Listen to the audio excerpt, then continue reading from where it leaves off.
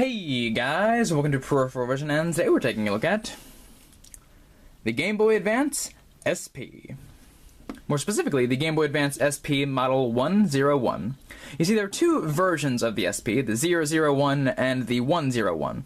The 001 had a front-lit screen, and the button right here would turn that front light on or off. The 101 had a backlit screen, and this button would toggle between a moderate to a heavy amount of brightness. So this 101 model is the one that you probably want to have because the backlight is just more effective. And that whole light thing is kind of interesting because this is the first, besides the Game Boy Light in Japan, model of Nintendo handheld that had a backlight or front light or any kind of lit screen. And that's a really cool feature. Even the previous Game Boy Advance, which was this guy, did not have a backlight, which by the point that this had been released, it was kind of ridiculous that it didn't have any kind of lighting for the screen, but whatever. This alleviates that problem.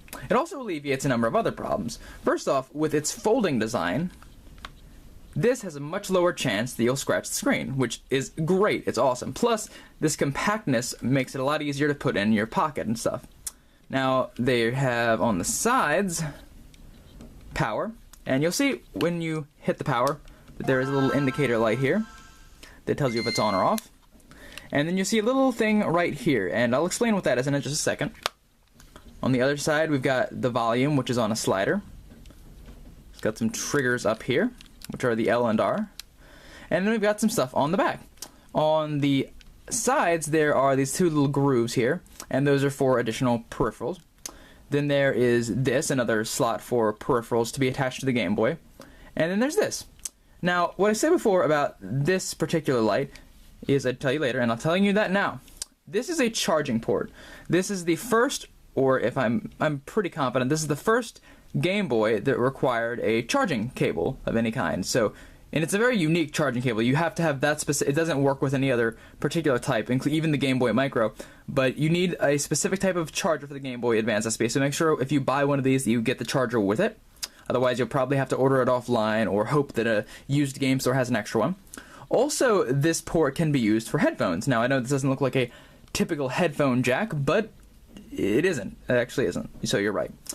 This is another unique thing about the Game Boy Advance SP is that it does not take standard headphone jacks. This can be connected to an adapter for it, like the adapter will connect and you can connect the headphone to that, or there's specific Game Boy Advance SP headphones that will connect into this, which again, kind of uncommon, really pretty hard to find, so a little bit of an oversight. They probably should have just had a regular headphone jack, but whatever. The benefits outweigh the negatives for the system. Now, as far as a game library, the SP will play everything that the first type of Game Boy Advance would, so that includes, obviously, the Game Boy Advance cartridges themselves, as well as backwards compatibility with the Game Boy and Game Boy Color library. So, really cool. It's a great little library to select from hundreds and hundreds of games. Unlike the Game Boy Micro, which would not play the Game Boy and Game Boy Color games, so it would only play GBA. The SP has a huge library to draw from. Now, with the Game Boy games, regular or color, they will stick out a little bit, so that's a tiny thing. When you're holding it, though, it won't really affect your gameplay. You'll just be playing along, no big deal. And obviously, the original Game Boy games, or the original Game Boy Advance games, wouldn't stick out. So, one thing that it won't play, for obvious reasons, is there are certain cartridges that came out with the Nintendo DS, such as the DS Rumble Pack and the Motion Plus, which specifically utilize the Game Boy Advance slot on the DS original clamshell and the DS Lite cartridges, so these won't do anything in the SP, even though they are shaped to fit. So, and that's it for the game library of the SP. Overall, I would say the Game Boy Advance SP is a fantastic little handheld system. I like it a lot. I think it is my preferred method for playing any of the Game Boy lineup, and I would highly recommend it. They are moderately expensive. You can find them for cheap. If you find them secondhand in random locations like flea market and stuff, they're pretty cheap.